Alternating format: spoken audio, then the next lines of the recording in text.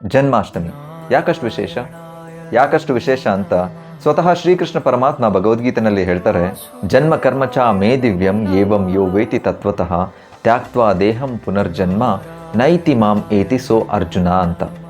ಅಂದರೆ ಕೃಷ್ಣನ ಜನ್ಮ ಮತ್ತು ಕರ್ಮ ಆಕ್ಟಿವಿಟೀಸ್ ಎಲ್ಲವೂ ಕೂಡ ಪರಿಪೂರ್ಣವಾದವು. ಯಾರು ಈ ಪರಿಪೂರ್ಣತೆಯನ್ನು ಸತ್ಯವಾಗಿ ಅರ್ಥ ಮಾಡ್ಕೋತಾರೆ ಅವರು ಈ ಶರೀರವನ್ನು ತ್ಯಜಿಸಿದ ಮೇಲೆ ಮತ್ತೆ ಈ ಹುಟ್ಟು ಸಾವಿನ ಚಕ್ರದಲ್ಲಿ ಸಿಗಾಕೊಳ್ಳದೆ ನನ್ನ ಧಾಮವನ್ನು ತಲುಪ್ತಾರೆ ಅಂತ ಕೃಷ್ಣ ಹೇಳ್ತಾರೆ.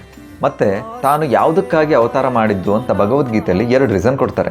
ಒಂದು ಪರಿತ್ರಾಣಾಯ ಸಾಧನ, ಎರಡನೇದು ವಿನಾಶಾಯ ಚ ದುಷ್ಕೃತ ಅಂತ. ಅಂದರೆ ಪರಿತ್ರಾಣಾಯ ಭಕ್ತರನ್ನು ಕಾಪಾಡೋದಕ್ಕೆ, ವಿನಾಶಾಯ ಚ ದುಷ್ಕೃತ ಅಂದರೆ ಅಧರ್ಮಿಗಳನ್ನೆಲ್ಲ ಸಂಹಾರ ಮಾಡಲಿಕ್ಕೆ ಅಂತ. ನಮ್ಗೊತ್ತು ಕೃಷ್ಣ ಆಲ್ರೆಡಿ ಪರಮಾತ್ಮನಾಗಿ ಎಲ್ಲರ ಹೃದಯದಲ್ಲಿ ವಾಸಿಸ್ತಾ ಇದ್ದಾನೆ ಅಂತ. ಅಂದರೆ ಇವನ್ ರಾಕ್ಷಸರ ಹೃದಯದಲ್ಲೂ ಕೂಡ ಇದ್ದಾನೆ ಅಂತ. ಅವನು ಒಂದು ಸಲ ಈ ಬಾಡಿನ ಬಿಟ್ಟು ಹೋಗ್ಬಿಟ್ಟ ಅಂದರೆ ರಾಕ್ಷಸ ಸತ್ತ ಅಂತ. ಸೊ ಕೃಷ್ಣನೇ ಸಂಹಾರ ಮಾಡಲಿಕ್ಕೆ ಅವತಾರ ಮಾಡಬೇಕು ಅಂತ ಏನಿಲ್ಲ.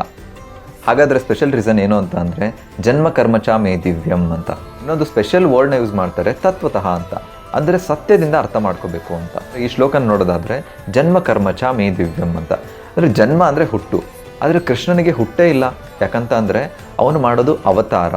ಹುಟ್ಟು ಯಾರಿಗಿರುತ್ತೆ ಅಂತ ಅಂದರೆ ಯಾರಿಗೆ ಕರ್ಮ ಇರುತ್ತೆ ಅವ್ರಿಗೆ ಹುಟ್ಟಿರುತ್ತೆ. ಕೃಷ್ಣ ಆದರೆ ಅವತಾರ ಮಾಡೋದು. ಮತ್ತು ಹಿಂದಿನ ಶ್ಲೋಕದಲ್ಲಿ ಹೇಳ್ತಾನೆ, ನಾನು ಅಜಹ ಅಂತ.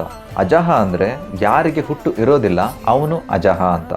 ಮತ್ತು ಕರ್ಮ ಅಂದರೆ ಕೃಷ್ಣನ ಆಕ್ಟಿವಿಟೀಸ್ಗೆ ಬರೋದಾದರೆ, ಕೃಷ್ಣ ಸಣ್ಣ ಹುಡುಗನಾಗಿದ್ದಾಗ ಪೂತನಾಳನ್ನು ಸಂಹಾರ ಮಾಡ್ತಾನೆ.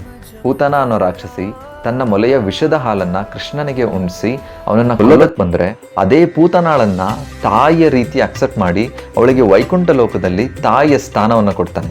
ಇದರಲ್ಲಿ ನಾವು 2 ವಿಷಯಗಳನ್ನ ಅರ್ಥ ಮಾಡ್ಕೋಬೋದು. ಒಂದು, god is always god. Krishna ಸಣ್ಣ ಬಾಲಕ ಆಗಿದ್ರೂ ಕೂಡ ಅಂಥ ದೈತ್ಯ ರಾಕ್ಷಸಿಯನ್ನು ಕೊಂದು ಹಾಕ್ತಾನೆ. ಇದನ್ನು ಯಾವ ಸಣ್ಣ ಮಕ್ಕಳ ಕೈಯಲ್ಲೂ ಮಾಡೋಕ್ಕಾಗೋದಿಲ್ಲ. ಎರಡನೇದು, ತಾನು ಯಾರಿಗೂ ಫ್ರೆಂಡ್ ಅಲ್ಲ ಮತ್ತು ಎನಿಮಿನೂ ಕೂಡ ಅಲ್ಲ ಅಂತ ಕೃಷ್ಣ ಈ ಲೀಲೆಯಿಂದ ತೋರಿಸ್ತಾ ಇರೋದು.